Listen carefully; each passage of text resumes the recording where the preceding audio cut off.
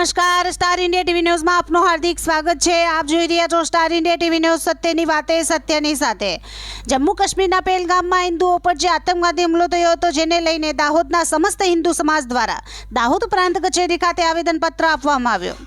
4/25 के दिन मामलतदार कचहरी आके 4 जितने संगठन और एक इंडिविजुअल पर्सन द्वारा जो कश्मीर में आतंकवादी हमला हुआ है उसमें जो लोग मारे गए हैं उनके खिलाफ में 4 जितने संगठन और एक इंडिविजुअल पर्सन द्वारा यहाँ पे आके आज आवेदन पत्र दिया गया है। उन्होंने काफ़ी लंबी रैली निकाल के और सूत्रोच्चार करके यहाँ पे आए थे और एक आवेदन पत्र दिया है और हमारी ओर से हम राज्य सरकार, कलेक्टर सर और भारत सरकार को यहाँ से ये जो आवेदन पत्र दिए हैं वो हम भेज देंगे।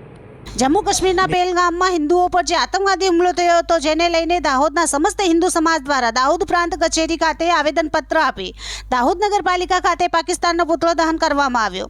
કાશ્મીરના પહેલગામમાં હિન્દુઓ પર ઇસ્લામિક આતંકવાદી હુમલો થયો હતો, જેમાં હિન્દુઓને તેમના ધર્મ વિશે પૂછવામાં આવ્યો અને તેમની નિર્દયતાથી હત્યા કરવામાં આવી, જેના કારણે દાહોદનો સમગ્ર હિન્દુ સમાજ ગુસ્સે છે અને આના વિરોધમાં દાહોદ નગરપાલિકાથી માણેક ચોક થઈને એક વિશાળ રેલી કાઢવામાં આવી હતી અને પાકિસ્તાનનો પુતળો દહન કર્યા બાદ દાહોદ પ્રાંત કચેરી ખાતે આવેદનપત્ર આપીને આ રેલીનું સમાપન કરવામાં આવ્યું હતું।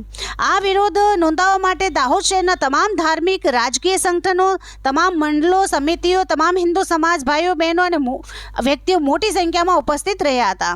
Star India TV News Dahod reporter Kishor Singh Solanki, જિલ્લા દાહોદ।